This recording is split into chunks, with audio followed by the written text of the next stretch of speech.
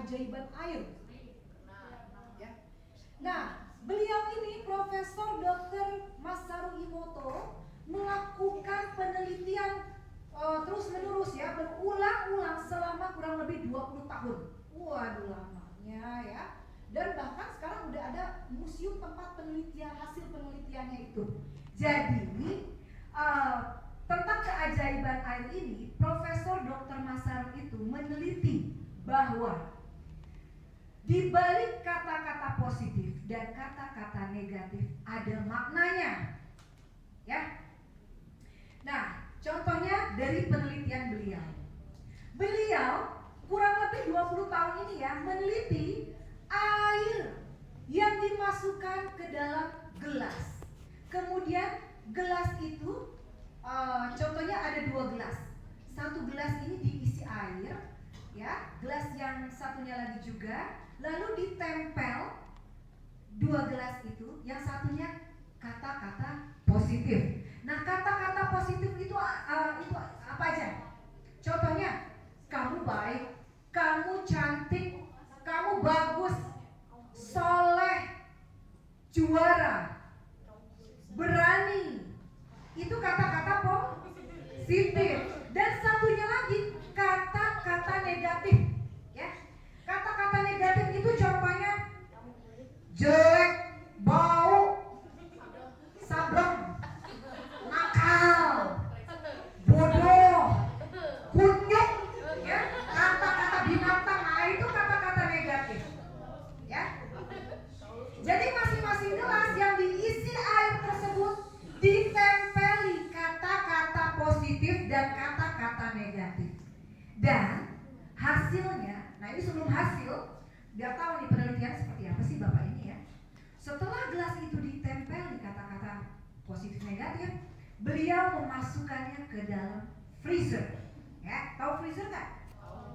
Ya, kayak di kulkas itu ada alat pembeku ya. Alat pembeku air tuh buat es batu itu freezer, alat pendingin. Nah, setelah dimasukkan sudah membeku, beliau mengeluarkan. Ya, kemudian diteliti melalui mikroskop. Jadi penelitian itu melalui mikroskop. Nah, setelah diteliti melalui mikroskop, hasilnya itu diambil melalui kamera berkecepatan tinggi. Ya, kamera mahal berkecepatan tinggi, dan yang memfotonya itu juga seorang yang memang sudah fotografi di bidangnya. Nah, ini mungkin kakak ingat lihat gambar aja ya kali ya. Gambarnya hasilnya adalah seperti ini.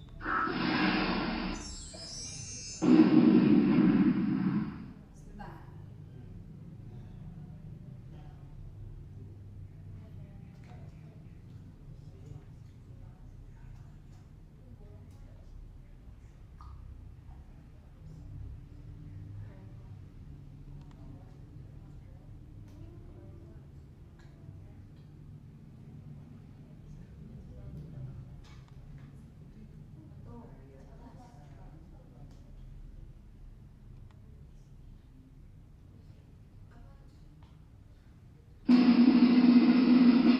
Nah, ini Profesor Dr. Masaru Emoto-nya ya, yang orang Jepang ini.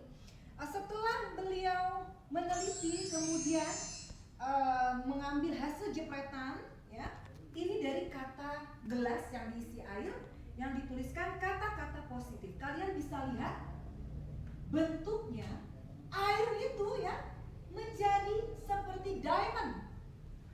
Bentuknya cantik, seperti berlian, indah. Bisa dilihat? Ya, airnya membentuk seperti ini, mengkristal, bentuknya seperti ini. Lalu, apa yang terjadi pada gelas yang ditempelkan kata-kata negatif? Nah, ini bentuknya seperti neraka. Ya. Seperti ini fotonya. Tuh, bentuk air yang ditempeli kata-kata positif mengkristal seperti berlian. Yang ditempeli kata-kata negatif bentuknya seperti apa tuh? Jelek banget ya, kayak lahar gitu, gak jelas, kayak apa sih, amuba-amuba gitu ya.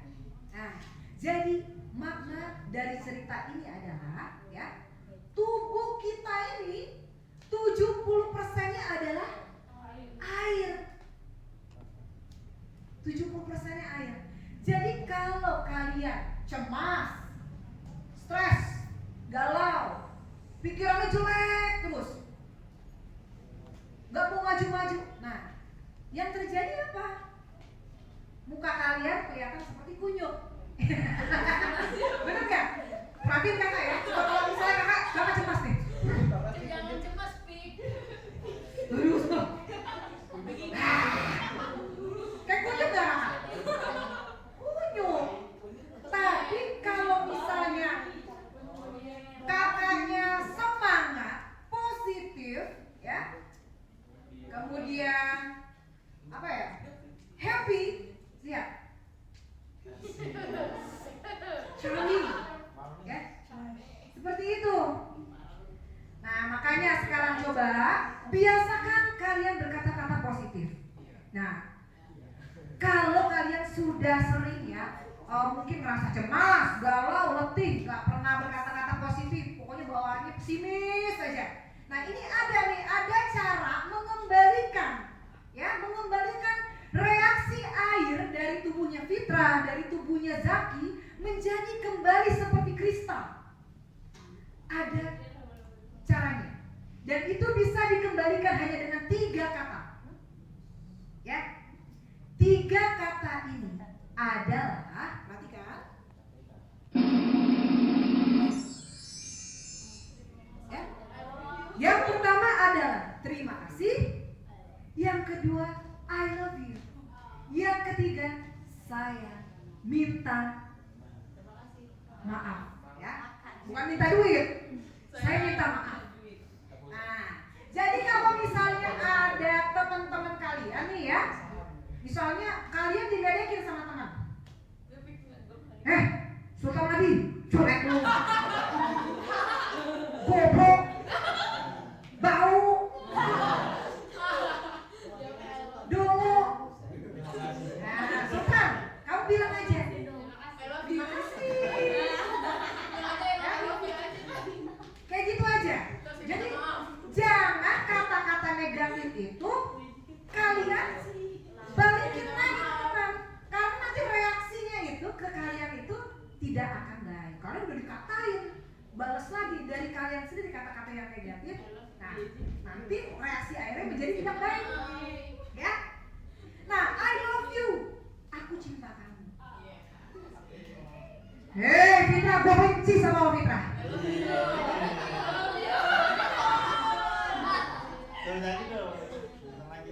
Demak gue sama lo. Kesel deh gue, kesel. Nah, balasnya apa, Fit?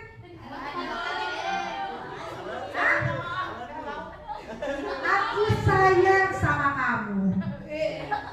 Tuh, yang ngatain tadi juga terbengong-bengong. Hah?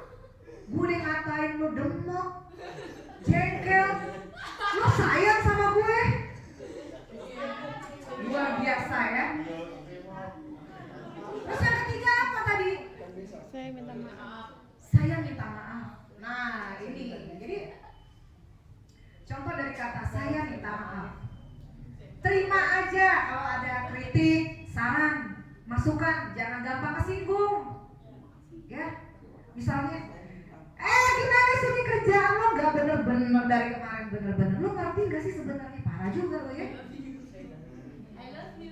Oh iya, mungkin memang saya salah ya. Saya minta maaf ya. Nah, seperti itu saja. Jadi intinya jangan balas ketidakbaikan itu dengan ketidakbaikan lagi. Semuanya harus bersikap positif. Jadi reaksi air dalam tubuh kita itu akan membentuk seperti kristal. Bentuknya indah, cantik. Ini yang dibilang inner beauty. Ya. Jadi jangan don't look the book by the cover. Jangan pernah lihat nih cowok buluk banget sih, ya. Aduh, nih cowok nggak pinter-pinter, paling bego di kelas. Kita nggak tahu dalam hatinya, ya, di kedalamannya, palung hatinya. Dia mempunyai kristal yang sangat cantik.